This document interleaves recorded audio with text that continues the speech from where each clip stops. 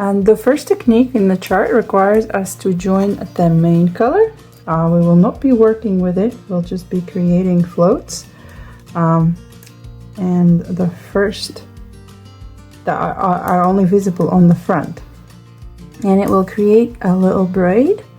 And it's very important to remember that both of these rows that create the braid, the direction in which we to swap the yarns is very important. So the first one, we will be swapping them by pulling from under. What that means is we join the main color so that the tail is at the back, and at the front we have the rest of the yarn, and then we knit one with the contrast color still. We bring the contrast color to the front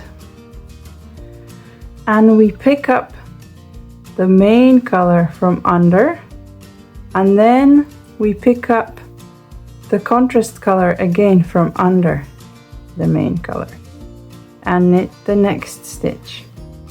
Again, yarn to front, picking up main from under, and then picking back up the contrast color from under.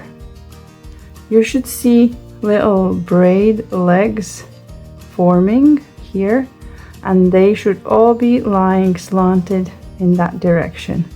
We cannot change the direction in which we pick up the yarn, because that will change the slanting direction and it won't look like a nice and neat braid once we're done with it.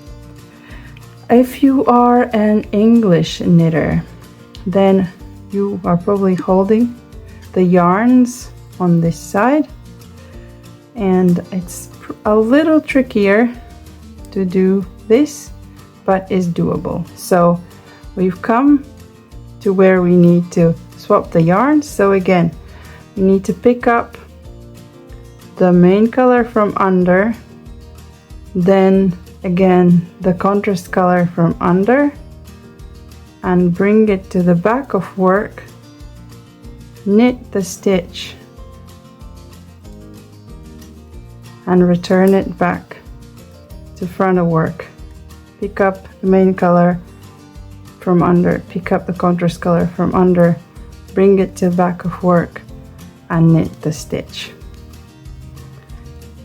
For some reason, I feel it's a little quicker if you're a continental knitter and you're holding the yarns on the left, but it's doable.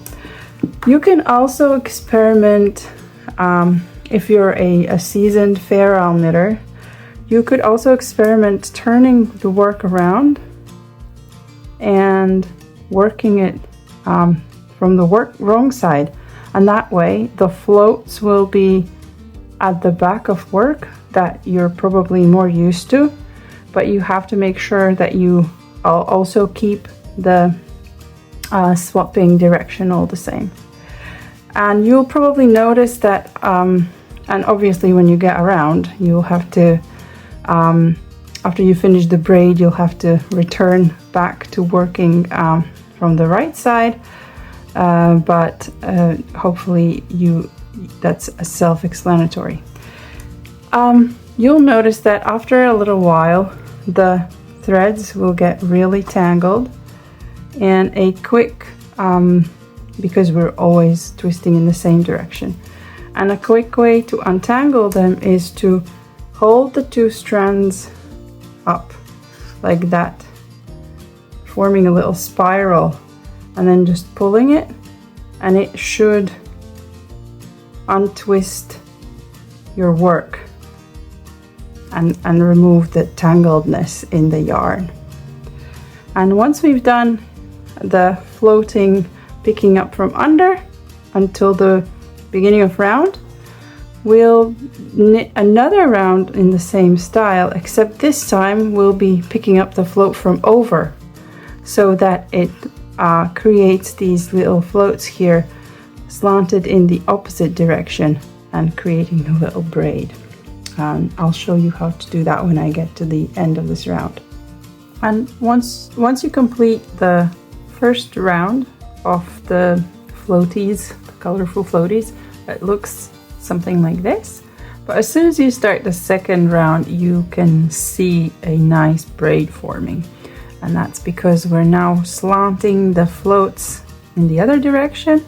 After you worked a stitch in the contrast color, you bring both to the front, and this time you pick up the main color over the top. So main color over, and then again contrast color over this way, and work it. So you always pick it up to be over, another twist, and the stitch is always worked using this darker contrast color that we began with.